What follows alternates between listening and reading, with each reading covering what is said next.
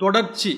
எந்த ஒரு விஷயத்தையும் நாம் தொடர்ந்து செய்யும்போது மட்டும்தான் அதனுடைய முழு அனுபவ நிலையை, உணர்வு நிலையை நாம் பெற முடியும். அதைத்தான் நம் முன்னோர்கள் தவம் என்கின்ற அந்த ஒற்றை சொல்லால் குறிப்பிட்டு சென்றார்கள். நாயன்மார்கள் 63 பேரும் ஒரு விஷயத்தை தம் வாழ்நாள் முழுவதும் செய்தார்கள்.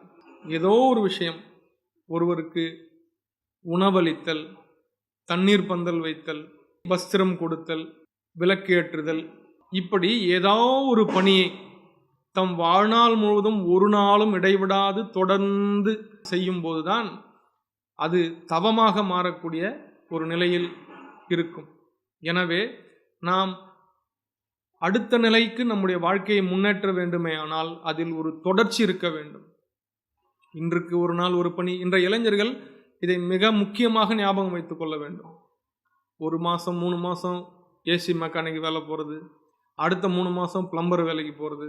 எந்த பணியையும் முழுமையாக தெரிந்து கொள்வதில்லை என்கின்ற நிலையை நோக்கி நம்முடைய சமுதாயம் சென்று கொண்டிருக்கிறது. எனவே தொடர்ச்சி தான் நம்முடைய அறிவு முதிர்ச்சியினுடைய வெளிப்பாடு.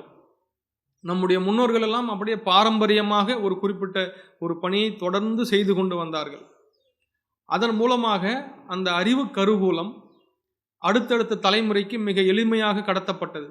இப்போது நாம் எல்லோரும் எல்லா பணியும் எங்கும் அனைவரும் செய்கின்றோம். எனவே எந்த பணியிலும் யாரும் ஒரு மாஸ்டராக இல்லாமலேயே இருக்கின்ற ஒரு நிலையை நாம் இப்போது காண முடிகின்றது. ஒரு இலக்கணம் என்றால் இந்த பேராசிரியரிடம் சென்று பாடம் கேளுங்கள், சங்க இலக்கியம் என்றால் இவரிடம் சென்று பாடம் கேளுங்கள், பக்தி இலக்கியம் என்றால் இவரிடம் சென்று அந்த பக்தி உணர்வை மேலோங்க செய்து கொள்ளுங்கள். ஒரு குறிப்பிட்ட பெயரை நம்முடைய முன் தலைமுறை வரை நாம் சொல்லிக் கொண்டிருந்தோம் எல்லா பணிகளுக்குமே. ஆனால் இன்றைய தலைமுறையில் இந்த பணிக்கு இவரை சென்று அணுகினால் முடியும் என்கின்ற அந்த நிலையே இல்லை. யாரும் எந்த பணியையும் முழுமையாக செய்வதில்லை, செய்ய முடிவதில்லை என்கிற நிலையை நோக்கி நம்முடைய சமுதாயம் நகர்ந்து கொண்டிருக்கிறது. வாழ்வில் ஏதோ ஒரு துறையை, உங்களுக்கு பிடித்தமான துறையை, உங்களுக்கு திறமை இருக்கிறது என்று நீங்கள் கருதக்கூடிய அந்த துறையை நீங்கள் தேர்ந்தெடுத்துக் கொள்ளுங்கள். வாழ்வு முழுவதையும் அதற்காகவே அர்ப்பணியுங்கள். அப்போதுதான் அந்த பணியில் உங்களால் ஒரு முழுமையை, நிறைவை உணர முடியும். மற்றவர்களுக்கும் அந்த முழுமையை, நிறைவை உணர்த்த முடியும். எனவே தொடர்ந்து ஒரு பணியை சிறப்பாக செய்வோம்.